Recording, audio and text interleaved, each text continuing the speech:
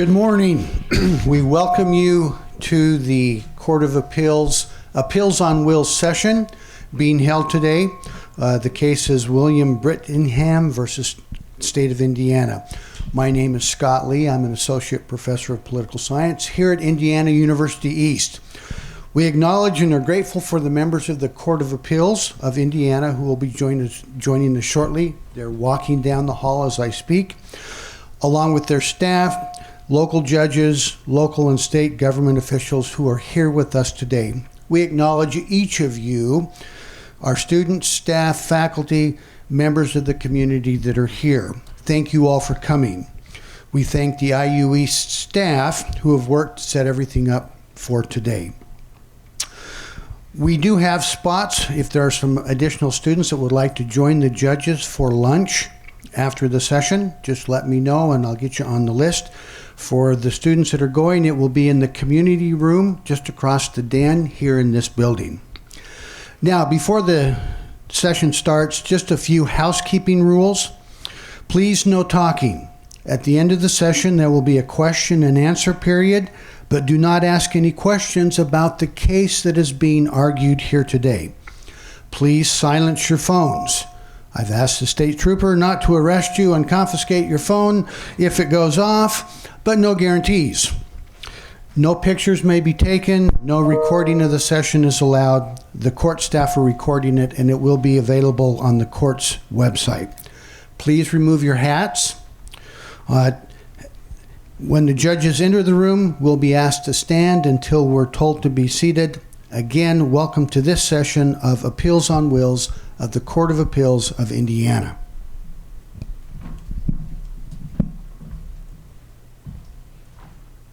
All rise.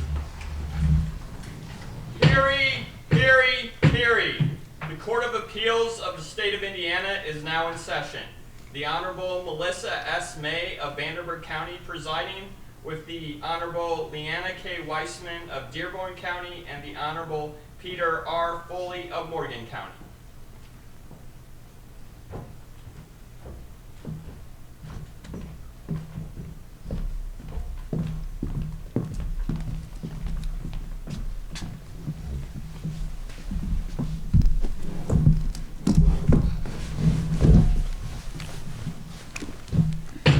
Seated. Good morning. It's good to be here in Richmond today. Welcome. This is in the case of William R. Brittingham III versus State of Indiana. Counsel Michael Lambert. Good morning, Your Honor. Good morning. I see you reserved 10 minutes for rebuttal. If we get into questioning during the first part of your argument and we go into that, we'll just kind of take what's out of that for your rebuttal. Kind of move from one to the other. Make sense? Yes, Your Honor. All right. Okay. And Evan Comer? Good morning, Your Honor. All right. Counsel, when you're ready, you may proceed. Thank you, Your Honor.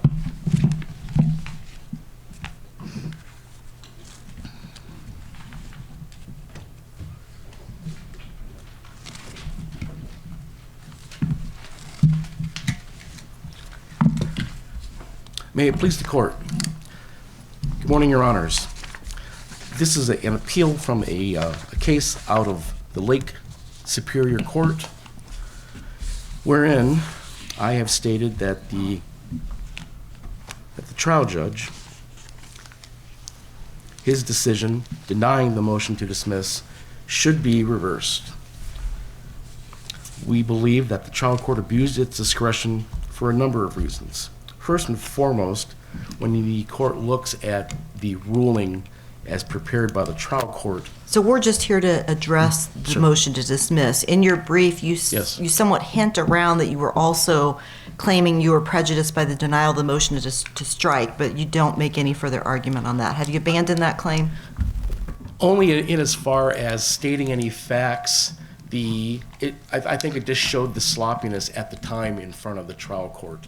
The state at that time filed their brief in opposition to my motion to dismiss on the day of the hearing, violating the court's order. But you're not asking us to render decision on that? No, not Okay. at all, Your Honor. Not at Okay, all. counsel, since we're here and, in this environment, can you give kind of a recitation of the facts as far as what brought us here? Certainly.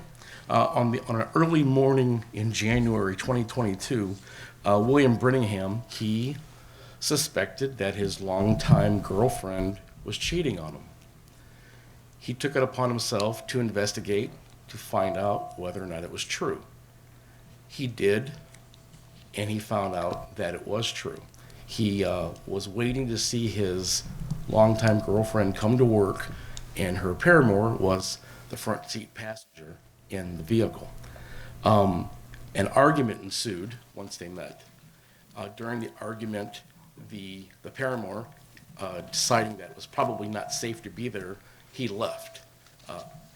Mr. Brittingham was arguing with his longtime girlfriend, and then the facts stated within the case shows that at some point Brittingham handcuffed his girlfriend and placed her inside of his vehicle, whereupon he entered the vehicle and decided to go look for the paramour. He found the paramour a few minutes later, roughly 3 or 4 blocks away, trying to get into a Myers store, which was still closed at the time. At that moment, he got out of his vehicle, had some sort of a scuffle with the paramour, and then drove off with his girlfriend. There were a number of charges that stem out of this, mainly kidnapping while armed with a deadly weapon, confinement, battery as a felony against the paramour, intimidation, and then ultimately 2 counts of misdemeanor battery against the paramour. And so there were charges brought both against your client for what he allegedly did to the paramour. Correct. And then also what he did against the girlfriend. Correct. So, and they were filed in the same case?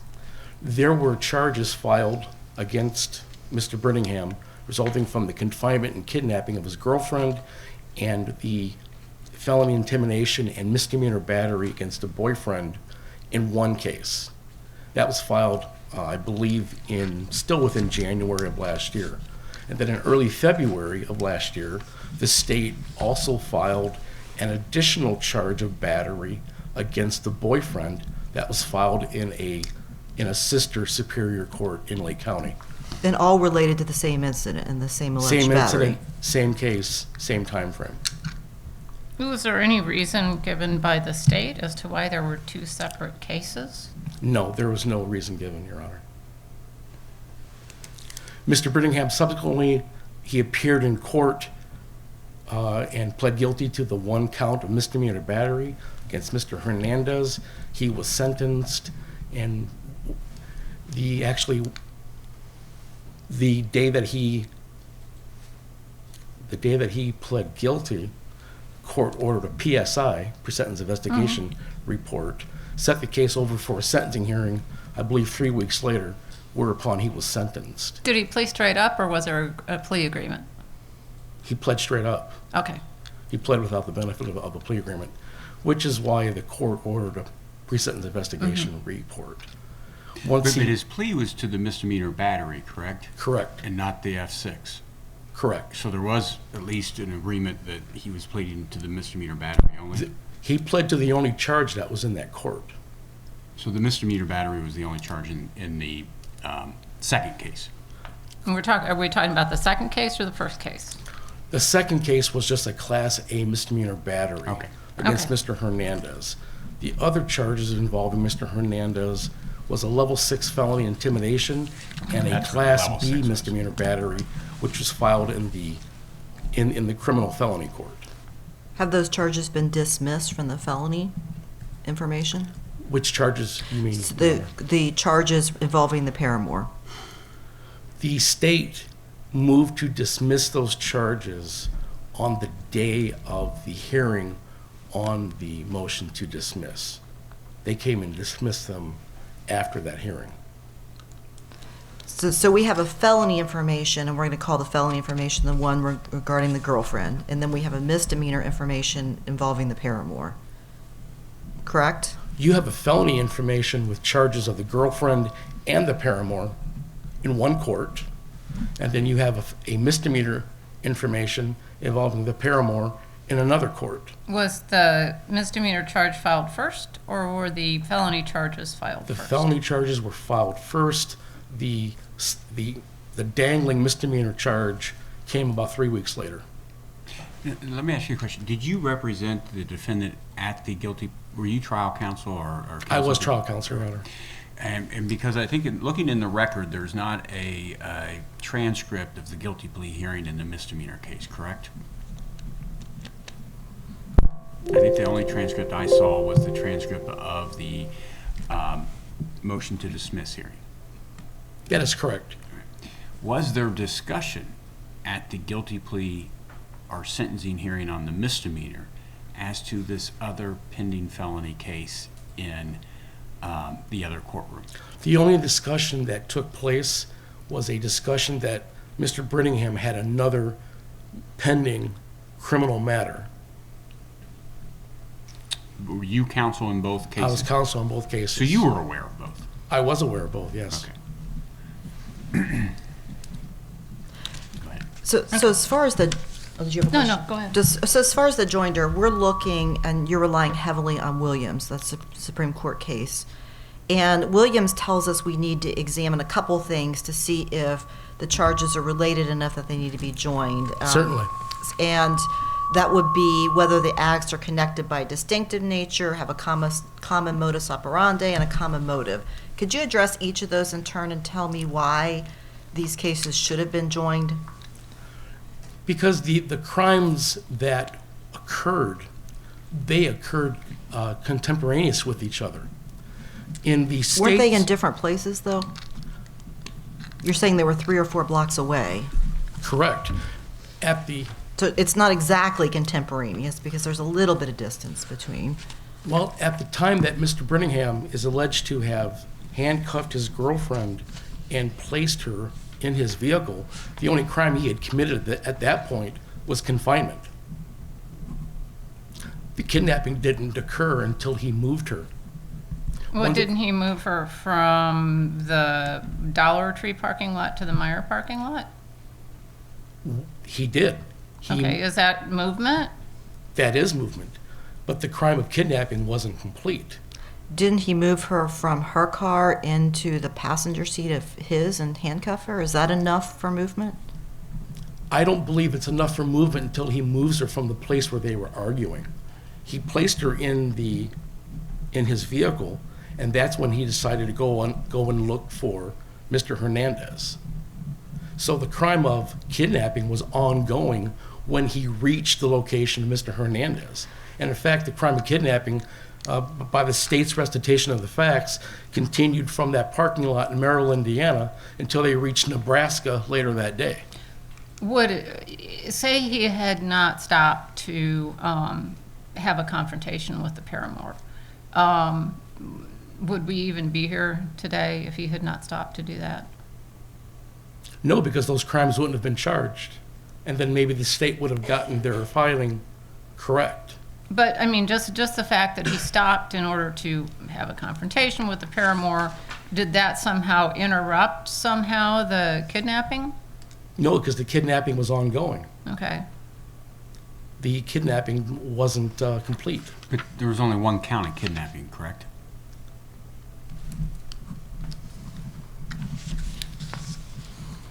I guess another way to frame the question was the kidnapping that was charged not completed and subject to being proved evidentially at the time they left the Dollar Tree parking lot. The crime was ongoing. It wasn't complete. At what point is kidnapping complete? I mean, if I take out a gun and hold you at gunpoint and drag you out to my car and throw you in the car and drive away, and I drive for 6 days and you don't get out of the car, is it not complete until I stop, or is it complete when I throw you in the car and drive off? I think when you compare with other crimes, it's probably not complete until you reach a place of safe haven. And what exactly is a place of safe haven when you're kidnapping somebody? Is it safe haven for the kidnapper or a safe haven for the kidnappee? For the kidnapper. Okay, well, safe haven could be the highway. I mean, I'm away from wherever it was. I mean, how do we come to that determination?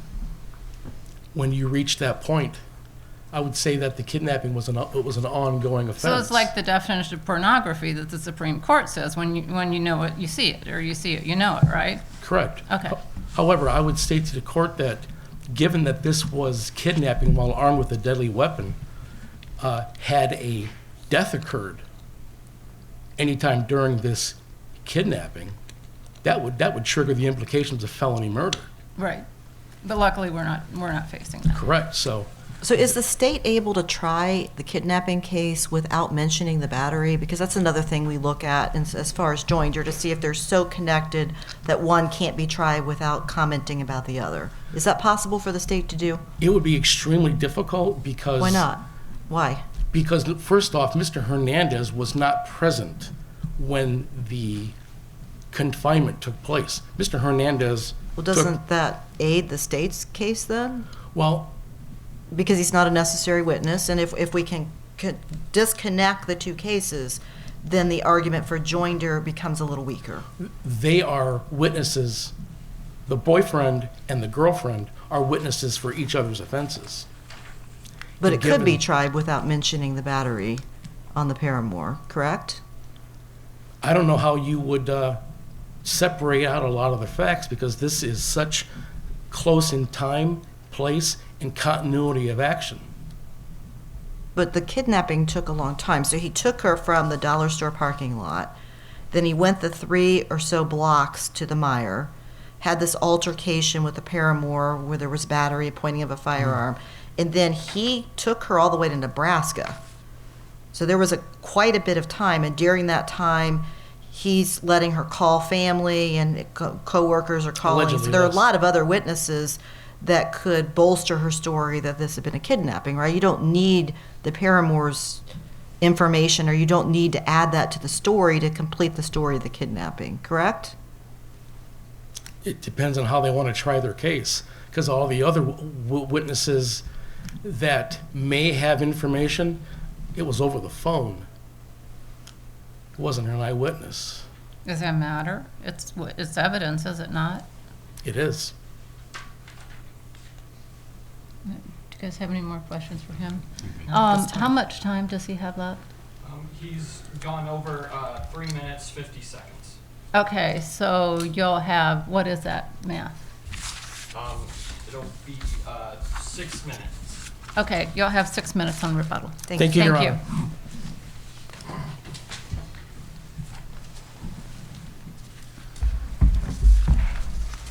you. Mr. Comer, the case is with you.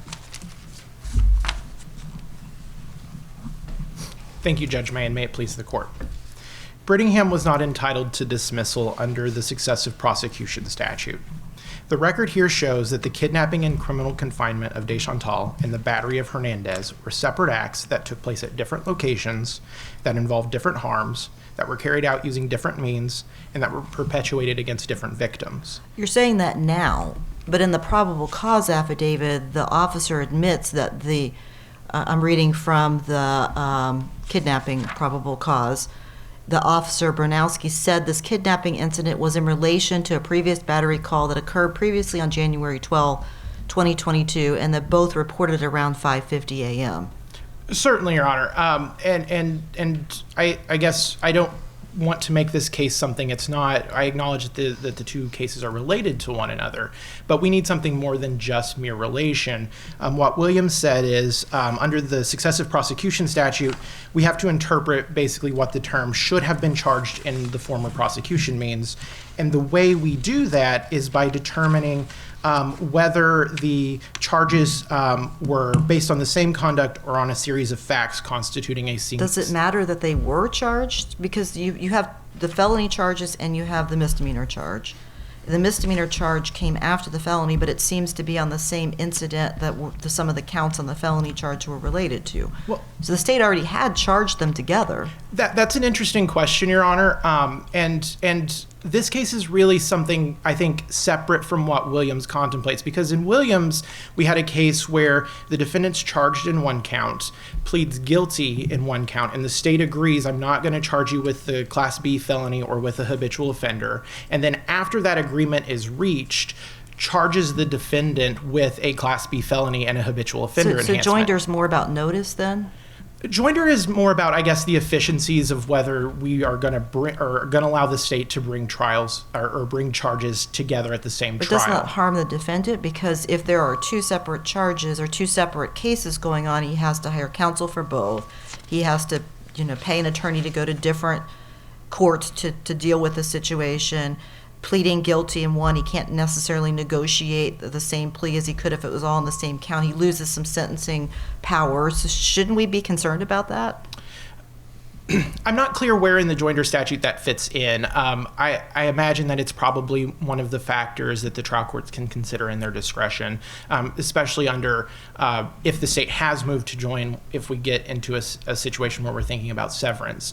But here we're really on the opposite end of that spectrum. We're not talking about severance. We're talking about whether the state was required to join this or these sets of offenses. And I think under the three Williams factors, I think that these acts were not part of a single scheme or plan. And that's what the defendant has the burden of showing on a motion to dismiss, that there was one plan and that all of these acts were part of it. And we really don't even need to look further than Brittingham's own conduct at the time the kidnapping began to find support for the trial court's decision to deny the motion to dismiss. One of the strongest points in the state's favor here is the fact that Brittingham let Hernandez go after he arrived at the parking lot. Certainly, the police report here establishes that Brittingham was aware that Hernandez was present. And yet, despite the fact that Brittingham was both the only person who we know was armed and was already willing to and able to hold at least one individual against their will, he allowed Hernandez to escape from the parking lot and travel to another location. But doesn't the fact that Hernandez was there to begin with kind of connect these cases together? Because he's there at the start. Well, certainly he's there at the start, but we don't have any indication from Brittingham that, one, he knew Hernandez would be there. And second, we don't have any indication. Wasn't that the point of him going there, is to find her with her paramour? He was going there to confront Deschantal. We don't know from the record that he suspected that Deschantal would be there. What the statement contained in the police report is he had a conversation with her. She told him that she was picking up coffee and then would be going to work, and he knew she was lying. Something about that had been an hour ago, and he was going to wait for her. And the other important factor is we don't have any indication that Brittingham actually said anything to Hernandez. He didn't tell him to stop. He didn't tell him wait. He didn't indicate anything in that. But at the initial confrontation at Dollar Tree, the three are together, correct? Correct, Your Honor. They're all present at the scene, and they're present at the time the state alleges the defendant handcuffed the victim, the kidnapping victim, the girlfriend, and put her in his car, correct? Right. And then, well, sorry. I believe that that Hernandez was already gone by the time she was placed in the back of Brittingham's car. but was at least handcuffed, or do we know? It's not clear. Not clear. Okay. Yes. But fair enough. But they were all there at the beginning of the inception, and there was at least some confrontation. Yes, Your Honor. All right. And then Hernandez leaves. The girlfriend is placed in the car against her will, alleged, and handcuffed, and then defendant drives to the other parking lot, Right. Meyer, and confronts Hernandez, correct? Yes. Yes. So there aren't many cases in Indiana talking about the successive prosecution statute, are there? No, Your Honor, there are not. You got Williams, and then you have McDonald and Honeycutt, both of which are Court of Appeals cases. Yes. Do either of those cases either help or hurt the state's position in this case? I'm not sure, because again, I think that we are in somewhat of a different situation where the state here, it's almost as though it's not actually a successive prosecution. I realize that the misdemeanor case was the first one to judgment, but those cases all contemplate charges that have been filed after a first prosecution has come to resolution. And here, the second case was charged and came to resolution during the pendency of the felony cause. So is that a point of distinction that matters? I mean, because it's really not an element that's set forth under Williams, distinct nature, common modus operandi, the timing of what charge 1 versus charge 2 isn't stated in Williams as a factor to be considered. I'm not entirely sure where that fits into Williams, except to say that Williams was thinking about different things when the court issued that decision. And I think in Williams, the underlying concern was we want to be able to give defendants finality when they have gone to resolution in one criminal case. We don't want to allow the state to come back in and say, oh no, I can actually get more out of this set of facts. Which kind of is a follow-up question, and I asked Mr. Lambert as well. At the time, the defendant pled guilty to the misdemeanor case, which is in time, chronologically, case number 2. Correct. The defendant was aware case number 1 was pending, correct? Yes, Your Honor. All right. And there's a statement in Williams that I think you were alluding to. I don't have the page, but I have that the intent of the successive prosecution statute is to provide a check on otherwise unlimited power of the state to pursue successive prosecutions. And I guess, so hearing your argument, is it your position that intent is not met by this case because both were pending at the same time and both were pending at the time he pled guilty to case number 2? I certainly think it's possible, Your Honor. We don't have a lot of good case law to support that, but I certainly think that that's one way this court could distinguish this case from Williams. And then even if the court doesn't want or doesn't feel like it needs to get there, I think that we're still fine under the 3 Williams factors. With respect to the distinctive nature, I think one of the most important facts in the state's favor is the fact that we have 2 victims here. And from my research, and I found about 5 cases that have dealt with successive prosecution matters where they've mentioned cases involving multiple victims, and none of them have ever found that the state couldn't bring those charges separately. And I think most recently, and I know that it's not cited in our brief, but most recently the court found that a separate series of distinct offenses against different victims would not have required joinder of charges in Schmidt versus State. And the site for that is 986 Northeast 2nd, 857. That's a 2013 case from this court. And then also the Say case, which Williams relies on, talks about a prior Indiana Supreme Court case where you had a defendant who was charged with murder. He was subsequently acquitted on that murder, and then the state filed charges against the defendant for the felony murder of the original victim's wife and the robbery incident during which both victims were killed.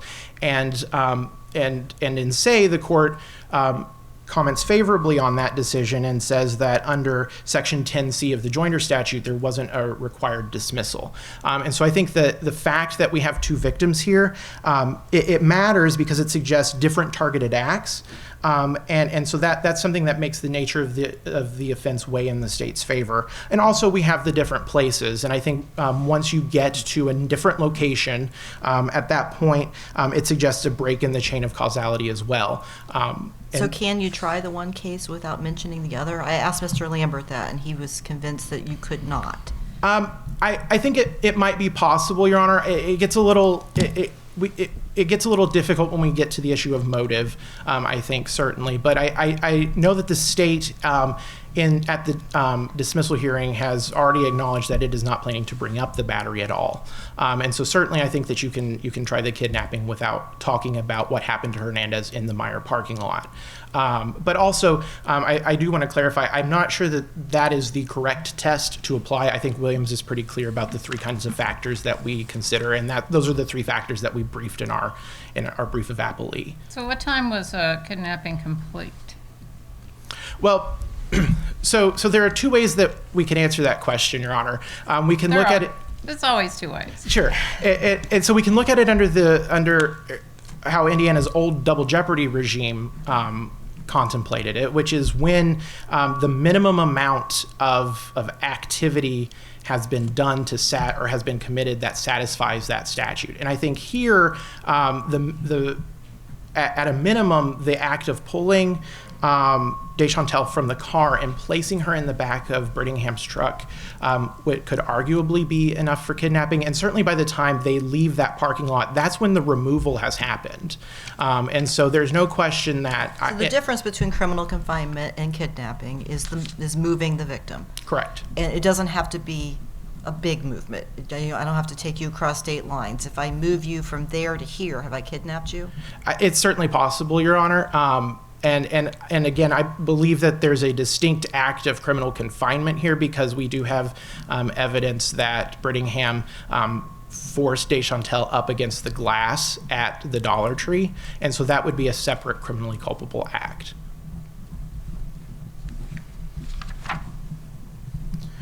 If there are no further questions, the state respectfully asks that this court affirm the denial of the defendant's motion to dismiss. Thank you, sir. Okay, thank you, counsel. Mr. Lambert, you have 6 minutes for rebuttal.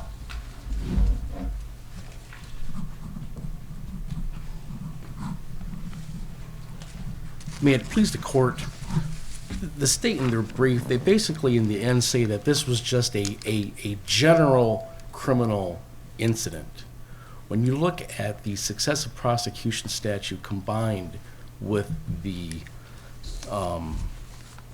joinder statute, the joinder statute is supposed to cover all acts from a single criminal event. All acts from this whole continuity of action. And this is where I think the trial court got it wrong. They did not look at this as one continuous event. They saw this as different events that happened on a day. The joinder statute is meant to cover all of the actions that took place during that, what's called continuity of action. So can we talk about his motive in relation to the girlfriend versus his motive in relation to what you're calling the paramour? It's based on jealousy and all the emotions that it evokes. Jealousy is perhaps the most complex human emotion that we have. Feelings can go from resentment to betrayal to fear to rage, all in a given moment. That's why moments such as these are so volatile. Finding your loved one betraying you in front of you. I can think of very few events in our personal lives that can become more volatile in the drop of a hat than that. And that's what was going on when Mr. Brittingham discovered his longtime girlfriend with the paramour that morning. He had a suspicion, and those suspicions, whether or not they're real or imaginary, they trigger the same emotions. So I would ask the court to take a look at all of the things that took place that day. It's one continuous stream of events, close in time, place, and continuity of action. So my colleague Judge Foley was asking about whether or not we should look to, I lost my train of thought. It was brilliant. It was brilliant. Yeah, that's where you were going.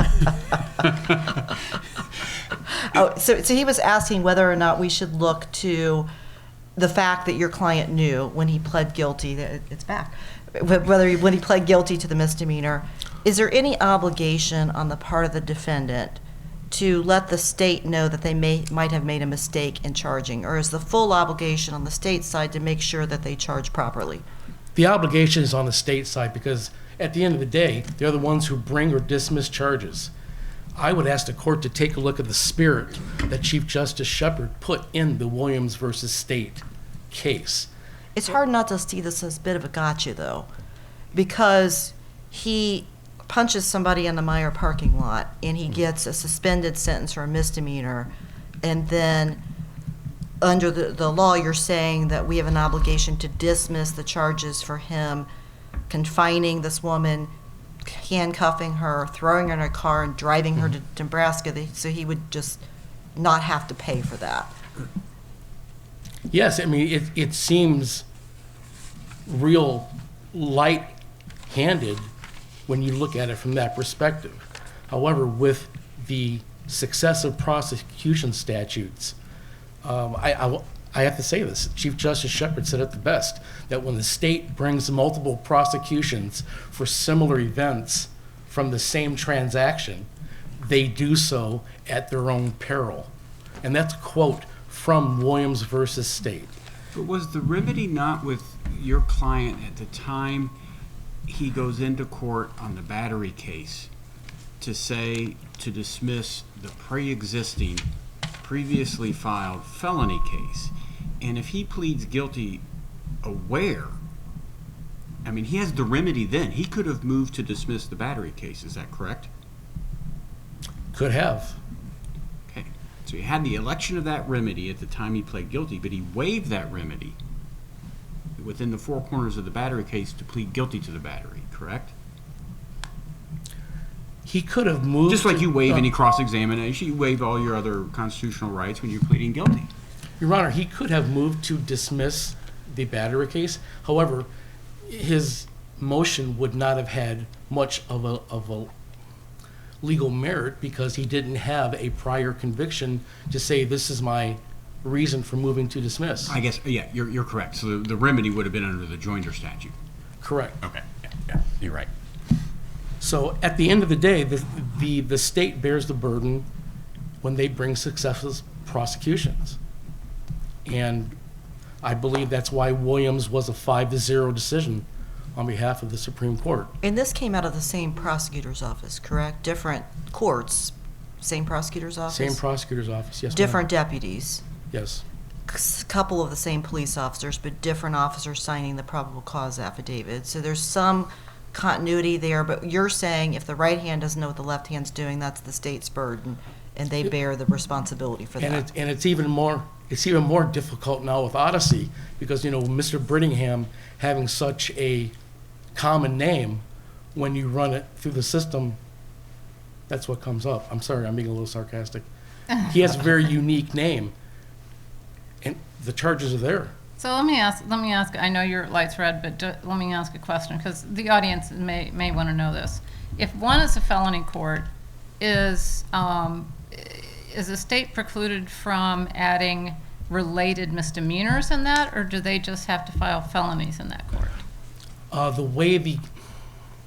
way the case weighted plan is in Lake County, what's called the criminal courts, the 45G, 0, 1, 2, 3, and 4, those are primarily major felonies, and they receive half of all level 6 felonies and any related misdemeanors. Okay, so it would have been possible to do that one in that felony case, to have filed it along with everything. Not only was it possible, they actually did it because they filed the Class B misdemeanor battery in the major felony court.